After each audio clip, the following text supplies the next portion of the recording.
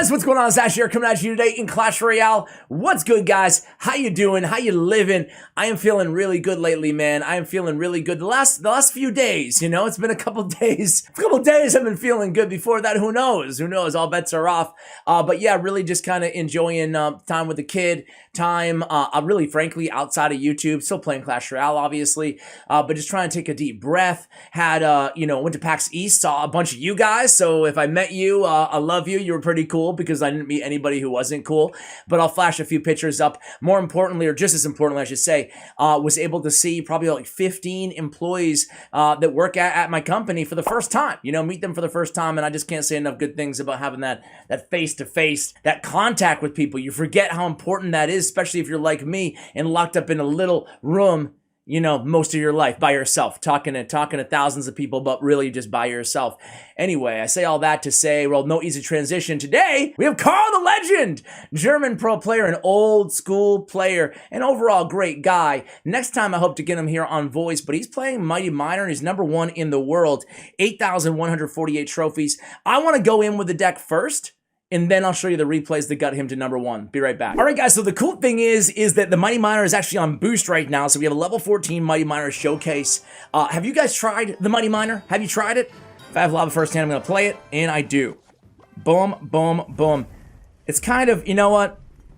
I'm not going to play the the Lava Hound without the balloon in hand first play. So instead, we'll go with the Mighty Miner. On defense, he's pretty good, right? Pretty dang good. We don't even have to worry so much about the Fire Spirit, about any of this junk. We will go in with the Mega, just to keep him alive long enough to kill that. So what is he going to do here? So much Fireball value. We are going to Fireball this. And get a little bit of Skeleton Dragon damage. Skeleton Dragon damage. Skeleton Dragon damage. Say that 5 times fast. Skeleton, it's not that hard, Ash. Come on, bro. All right, here we go. So we get some damage there. I don't even know how he got it. I guess Skeleton Dragons, right? Fireball, Skeleton Dragons, sure. So he has Musketeer, Furnace. Oh, man. A Knight, too. Goblin Giant. Could it be a Sparky deck? Ah! I mean, when you see Goblin Giant, you think Sparky, right? I don't know about you guys, but that's what I think. All right, here we go. This should be easy. Gonna go Mighty Miner again. He zaps, that's fine. Who cares? This is the Mighty Miner at his finest, right? I'm not even gonna zap. Just gonna save for the Fireball zap on the Wizard. Fireball. Zap. Boom. Get a little bit of damage. Come on. Okay. Well, that was a lot of elixir we wasted to try to take care of that Wizard, but we did get a nice amount of damage, man. All right, Tombstone. He has a big elixir advantage, though. You could argue that was a little aggressive in single elixir time, but hey, it was only a -1 trade for us, obviously, with the Wizard there. So he goes with the Musketeer in back. I kind of like that because it allows me to cycle back to my Fireball Zap by the time that he gets here at the bridge. It looks like this guy's just playing a weird deck. Gonna get a nice Fireball there. That's a beautiful Fireball. And we can just zap and set up a Mighty Miner there to kind of tank that Wizard down. Gets a nice Fireball, but we're going to go in because he has no Fireball in hand. He doesn't have enough for the Furnace. So again, we are not going to actually use. He might Furnace right now. And we do get to the tower. Nice. Going to go with the Tombstone. He immediately capitalizes on the Tombstone, and Mighty Miner's down. He's going to Fireball. No, he's not going to. I'm going to Fireball, though. It's a nice Fireball value. I cannot resist. And there it goes. We're just going to keep clogging this lane. Get back to another Fireball, and it's going to be GG's. Forget the Fireball. So I'm basically a pro with this deck. And you can see how much value the Mighty Miner for 4 elixir gave us there. He didn't really tank much, but he shreds beatdown, right? He shreds it. The Walking Inferno Dragon. You got to respect that. You got to respect that. We didn't even use the ability. Again, I'm not sure if I said this yet, but in case I didn't, you know, using the ability too often when you're not going to get any value out of the Mighty Miner, big mistake, common mistake. I want to show you Carl the Legend versus Gravity. Mirror matchup. Because this deck is going around, man. You got to know how to beat it. So let's start with this one here, guys. Lava Mighty Miner versus Lava Mighty Miner. Gravity at the top, Carl, the legend of all lava, on the bottom. So here we go. I guess Bochum was the original German Lava Hound legend, but I think Carl is safely considered to be carrying that mantle in the game for the last, what, 4 years, I feel like, since Bochum's been around. I butcher his name every time. Sorry, guys. All right, here we go. Apparently that's a German football team, soccer team, whatever you want to call it. All right, so playing a little bit of defense here. The opponent commits with a little bit more elixir on the offensive push. Either way, both are going to be able to take the towers. So trading towers, that is a state of Clash Royale right now. Tower for tower. Lava first play, lava first play. Same exact corner, both opponents. So we go with a tombstone in the opposite lane there. And then we go with the Mighty Miner for his Mighty Miner. He switches lanes with the Mighty Miner. Look at this utility he's getting out of that Mighty Miner. Or I shouldn't say utility. There wasn't much utility to speak of there. But interesting how he tried to use it to kind of evade our Mighty Miner. And interesting how Carl kind of saw it coming, right? He had his tombstone and his Mighty Miner kind of protecting that right-hand side of the tower, thinking that that could be a possibility. That tells me one thing. These guys are both top 10 ladder with the same deck. That's a move that they use a lot, right? Switching lanes when he's lined up with it. Forget tanking the Lava Hound. Forget, like, 'cause I think that initially when we looked at the Mighty Miner, that's how we looked at him, right? Oh, he's going to tank for a balloon. He's going to do whatever. No, it's more of that last second swap. You bait something out of their hands. You get them on the tower, and that charge up happens fast, and he can totally take a tower down, you know? So Fireball comes against our Skeleton Dragons. We have a Fireball of our own. Instead, we go with a balloon there right in the pocket. We do have Zap in hand, and we have it selected right now. We do go ahead and use that Zap, and then the Pups plus the Mega Minion. We catch Gravity without any Fireball in hand. We could really care less about his Lava Hound just slowly lumbering her way into, what, 100 damage off of our tower. We don't even use our Fireball, nor do we use our spells. Let's conserve that. Instead, we use the Mighty Miner to tank. So just focused on defending here at this point in the match with 40, 39, 38, 37 seconds remaining here. Hello there. Help me! We get that tower down. Mighty Miner. You see that Mighty Miner? He did it again. He did it again. You didn't see this in my gameplay, did you guys? So we go with the Tombstone last second. Perfect placement to pull that balloon over away from the Princess Tower onto the King Tower. And again here, look at all the damage we got onto their King Tower as well. Good game comes down, and that's going to be GG's. Let's see if he does. He switches. He switches last second. Almost took our tower down there. You see that? Man, Mighty Miner. That was a nice Mighty Miner showcase in that match, was it not? All right, let's go on to the next one, guys, here. I want to watch one again from Carl's perspective, way at the top here. Now, this is a deck. Denacito! Denacito Pro X, his old name. Man, we've had him on the channel many times. He's the only dude who plays Wizard top ladder. Right? Not the only, one of the few guys. Only dude who plays it in this deck, that's for sure. Denacito always plays the same deck. Even when Giant Skeleton is not meta, this dude runs this deck. He's very, very good at it. Very good at it. So we go with the Tombstone against the Hog Rider. And let's see if we just lava up. Might as well, right? No brainer to lava first play with this deck. He's even in a clan called Lava First Play. But also, and look, okay, so here, you got to recognize with this deck, you're going to lose towers. You're going to lose towers. You have to be comfortable tower trading.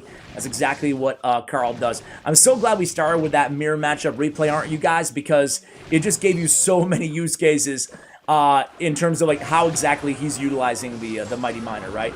So Fireball Zap comes down against that Wizard. Now we're going to tower trade. Maybe not. He has Fireball as well. He Fireballs right away in order to try to save the tower. Let's see if he wastes a Knight as well. Or if he just lets it go. Let it go, Denacito. Sorry, guys. Sorry about that. I'll never do it again. I promise.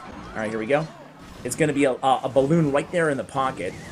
And he switches size. Oh, if we only had Zap in hand. But even without Zap, dude, that Mighty Miner takes it down to 894. Dude, that swap of the Mighty Miner with the balloon in the pocket, we almost took that tower down. If we had Zap in hand, we would have definitely taken it down because that Skarmy would have been deado. All right, that was cool. This is cool to watch, man. I'm not normally like a massive Lava Hound player personally, but seeing the Mighty Miner in action in this deck is great, So we go with the Mighty Miner high to pull that Giant Skeleton away from our tower. Nice job there. Here we go. Mighty Miner on the Knight. Probably going to let him just take care of that. Knight Fireball comes down. It doesn't really matter. Look at the massive damage advantage that we have. He has Balloon and Wizard in hand right now. We go ahead and Fireball. We hit the Wizard. Going to force a NATO out of his hand. Just trying to keep that tower alive, but the death damage is going to touch down. That puts it well in Fireball range. And it looks like with 32, 31 seconds remaining, this is going to be a GG's. Let's speed it up here, guys. We go right in, 20 seconds. Towers down. Nice defense. GG's. And just a second away from the 3 crown. Let's go ahead and watch another one. This time, let's take a look at what he shared here. The drill, man. The drill is everywhere. Miner cycle and bait. So I want to see how he handles a bait matchup with Rocket, especially, given that we don't even have Log, you know, we have Fireball. So we're going to watch again from the point of view of the opponent here. And let's see how Carl handles this one, guys. Man, that was fun playing the deck, too. To start the video, that was fun. Half of you guys probably fast-forwarded, huh? Oh, Ash is going to play to start this one and fast-forward. All right. Oh, he's going to sing, too? Yeah! Let it go! X the video, thumbs down! All right, here we go. So we go Skeleton Dragons in response to the Princess there. And then an E-Spirit who is killed by these Skeleton Dragons. They kind of waste guards there, one might argue. And it looks like... You know what the thing is with Japanese player names, too? There's so many really good Japanese pro players at the top of the ladder. And the whole thing with me not being able to, you know, read nor speak Japanese... I feel like half of these videos, they're like, that was Moogie, dude! That was Moogie! Or whoever. Like, that was the best player in the world! Why didn't you recognize that? I don't speak. I'm sorry, man. I gotta, like, study the characters. That way I can at least recognize the names, right? My bad for being a subpar host, right? So here we go. It's gonna be a Mighty Miner on the left. We go ahead and Fireball that Princess down. Okay. I was gonna say... Interesting to see, like, even with that much health, was he going to use the ability? Obviously not in single elixir time at least, right, in that circumstance. Only because the Lava Hound obviously aggroed the other tower, but it probably would have been an easy defense nonetheless, right? So having discipline with the ability is going to be so important as well. Like, when I use the Mighty Miner, I don't even use the ability. I kind of feel bad about it now, you know? Meaning that I would have liked to demonstrate him in action, right? So we go in with the balloon there, getting a rocket out of the opponent's hand. We do have the damage advantage here. We have Lava Hound selected. Elixir is about even here. So crossing over into double elixir time. By the way, guys, I don't know if there's any classical fans out there. I shared this on my other channel, so apologies. Apologies to those of you who watch both channels. But, man, I was on Peloton the other day. And I heard this, like, I like all kinds of music. I like, you know, everything from hip-hop to heavy metal to classical show tunes, you name it, right? So I heard kind of a recomposed version of Vivaldi's Four Seasons. Really, really enjoyed it. So I want to kind of ask you guys, if you're into classical music or stuff like this, I wanted to ask you guys, what movement really resonated the most with you? So it's by a famous composer, one of the most more famous alive right now, Max Richter. So go ahead and check it out, Vivaldi or Four Seasons Recomposed. I listened to Spring 1, that was how I discovered it, but I think I resonate most with Winter 1. All right, here we go. So the opponent is attacking. We just keep building this push, right? Gonna go try to sneak in that balloon opposite lane, try to evade the rocket there. And Tesla does put in work there. Balloon will not get a hit. We do switch lanes with the Mighty Miner. One of those guards does aggro the Mighty Miner back to the center of the map, though. Can we get this Princess down? No, we can't. Here we go. It's going to be a Lava Hound. Notice the positioning of that Lava Hound. A little bit not way in the back in this situation. Instead, they go Rocket. Ooh, that opens up the door for us to go in with a balloon. The fact that they rocketed that aggressively there. It's kind of, it's a high risk, high reward situation, right? Didn't really pay off for him there. All right, Fireball and the Princess trying to keep this balloon alive. It's not going to stay alive. We will get death damage, though. All right, so this one's going to go the distance. He's going the distance.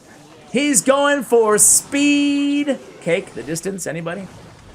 You didn't think you get 2 songs, did you? You didn't think you'd get 2 songs. You might get 3, who knows. All right, here we go. It's going to be a Mighty Miner on the tower. He's charging up, takes it down to 1174. Fireball comes down against the Tesla. Rocket's going to come down against the balloon. But look at all that damage we're getting in the left-hand lane. Guards doing a nice job distracting. Princess opposite side. We have Skeleton, Dragons, and the Mega Minion ready for the Goblin Barrel. Man, nice defense. Beautiful win there for Carl the Legend. And we are the champions, my friend. Sorry, guys. Hey, massive shout out to Carl the Legend. I love this guy. Go ahead and give him a follow on Twitter, on social media. Check out his player stats and profile. Thanks to StatsRoyale.com. I appreciate you guys for watching, putting up with me today, and watching all the way till the end of the video. Mighty Miner is the #1 card in the game. Love you guys. Thank you so much to Bren Chong, Stats Royale, my YouTube partners. You can see deck guides a few times a week on Stats Royale on the decks that I share here on the channel, and certainly follow Bren Chong to stay abreast of all of his tournament and event activity in the Clash Royale scene. The guy's always doing something incredible for somebody. Guys, thank you so much for watching, and as always, take care, guys.